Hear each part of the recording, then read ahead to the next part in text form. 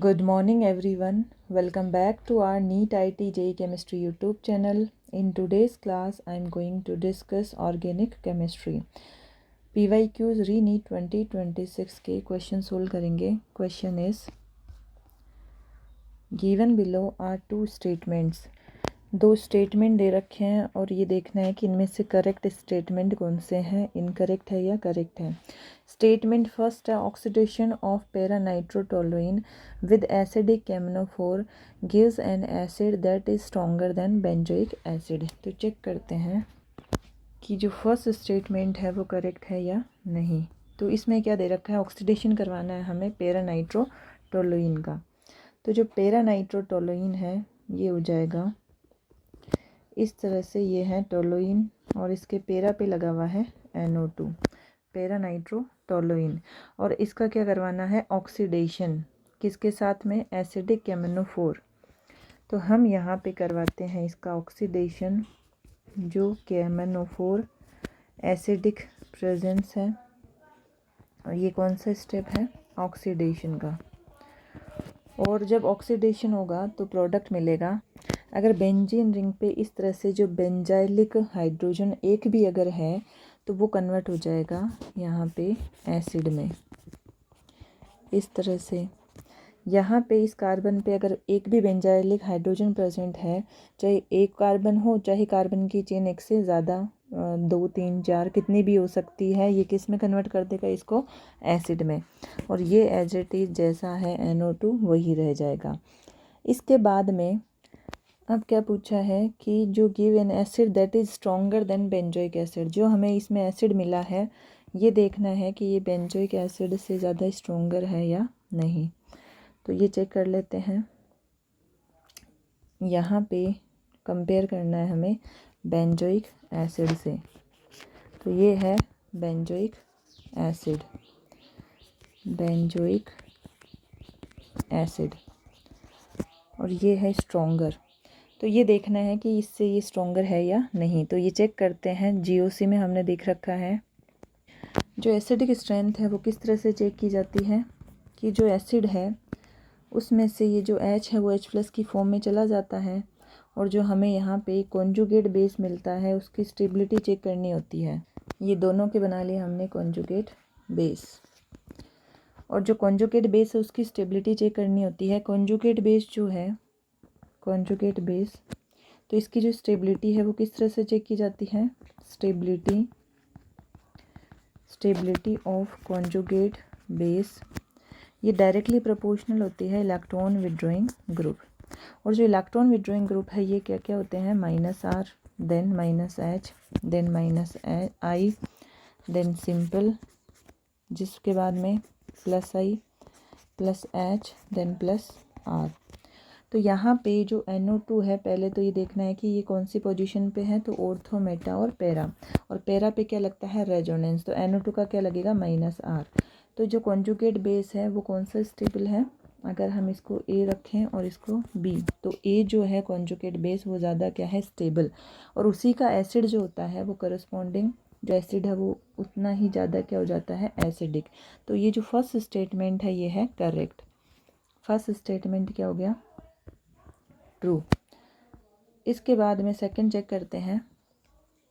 Second statement क्या बोल रहा है, रिडक्शन करवाना है हमें paranitrotoluene with tin HCl followed by neutralization gives an amine that is more basic than aniline.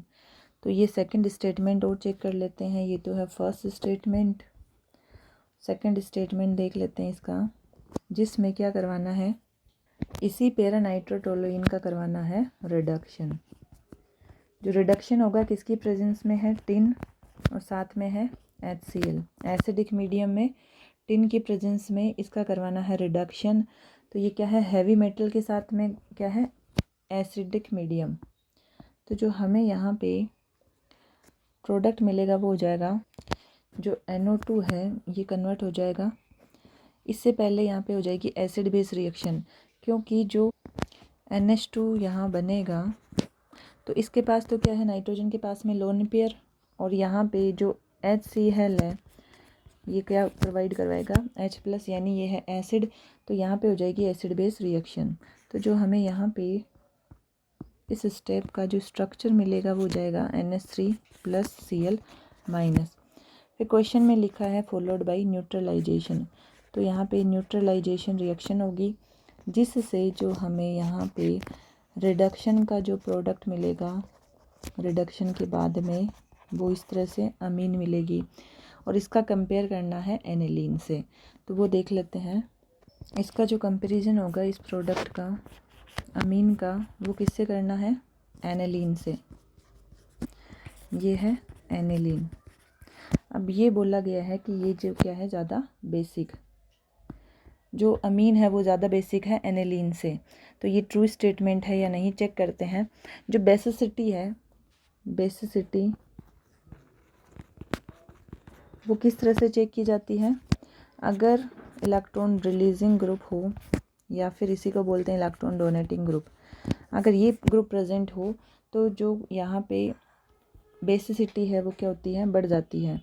तो यहाँ पे क्या लगा हुआ है CH3, जिसका क्या लगता है +H, और जो बेसिसिटी है वो कहाँ से शो होती है, नाइट्रोजन पे प्रेजेंट लोन पेयर से, नाइट्रोजन पे प्रेजेंट लोन पेयर से। बेसिसिटी का मतलब क्या होता है, जो लोन पेयर है वो डोनेट होते हैं यहाँ पे, या हम ऐसे बोल दें कि लोन पेयर अवेलेबिलिटी क्या कहलाती है, उसकी बेसिसिटी। तो जहाँ पे इलेक्ट्रॉन रिलीजिंग ग्रुप होंगे उसकी बेसिसिटी क्या हो जाएगी, ज़्यादा। तो ये स्टेटमेंट भी क्या हो गया, ट्रू स्टेटमेंट। तो यहाँ पे जो सेकंड स्टेटमेंट है ये भी क्या है, ट्रू स्टेटमेंट। तो इसके according both statement first and statement second are correct. Answer will be first option. So before we move forward, if you like this video then please like, share and comment, and if you are new to my channel then please do subscribe। तो आज की class में जो हमने topic cover किया है, जो reaction cover किया है, वो एक बार चेक कर लेते हैं। इस क्वेश्चन में दो स्टेटमेंट दे रखे हैं और देखना है कि करेक्ट है या इनकरेक्ट। जो फर्स्ट स्टेटमेंट है इसमें पूछा था ऑक्सीडेशन करवाना है किसका, paranitrotoluene with acidic KMnO4 gives an acid that is stronger than benzoic acid. इसके बाद जो यहाँ पे हमने ऑक्सीडेशन करवाया, उसके बाद जो हमें यहाँ पे प्रोडक्ट मिला है, तो ये देखा है कि जो बेंजोइक एसिड है उससे ज़्यादा एसिडिक है या नहीं। इसके लिए हमने ये चेक किया है कि जो एसिड होते हैं उनके बना लिए कॉन्जुगेट बेस, और कॉन्जुगेट बेस अगर ज़्यादा स्टेबल है तो करस्पॉन्डिंग एसिड भी उतना ज़्यादा एसिडिक हो जाएगा। और जो कॉन्जुगेट बेस है उसकी स्टेबिलिटी चेक करते हैं।